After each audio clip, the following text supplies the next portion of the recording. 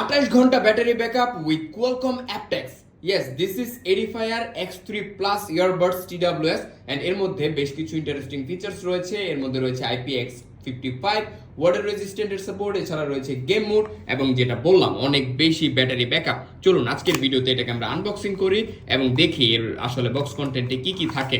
Well, এখানে সর্বপ্রথম আমরা যে এডিফায়ারের মেইন কেস অ্যান্ড হচ্ছে TWS গুলো পেয়ে যাচ্ছি। পেছনের দিকে আছে কিছু ডকুমেন্টেশন অ্যান্ড এছাড়া আছে সিলিকা জেল, মোস্ট ইম্পর্টেন্ট আছে হচ্ছে 2 জোড়া এক্সট্রা এয়ার টিপস, কানের সাহায্যে অনুযায়ী অ্যাডজাস্ট করে নিতে পারবেন।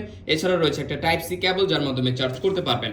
ওয়েল, আমরা দেখি এটার শেলটা আসলে কেমন। ওয়েল, শেলটা হচ্ছে ছোটখাটো কম্প্যাক্ট অ্যান্ড এটাকে ওপেন করে দেন এখানে আমাদের TWS গুলো রাখতে হবে।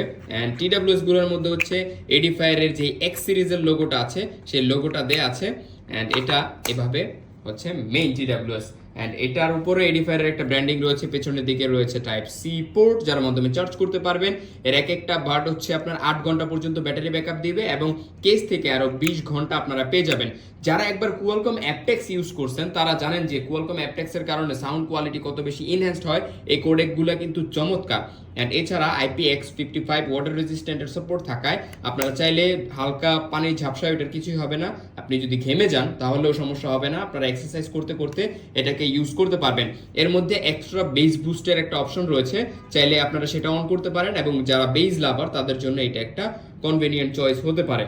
অ্যান্ড এছাড়া এর মধ্যে রয়েছে গেম মোড, যারা টুকটাক গেমিং করেন তাদের জন্য এটা একটা ভালো চয়েস হতে পারে। সো এডিফায়ারের এই X3 প্লাসটা এখনই আপনারা চাইলে অর্ডার করে ফেলতে পারেন। আমাদের কাছে স্টক খুবই সীমিত।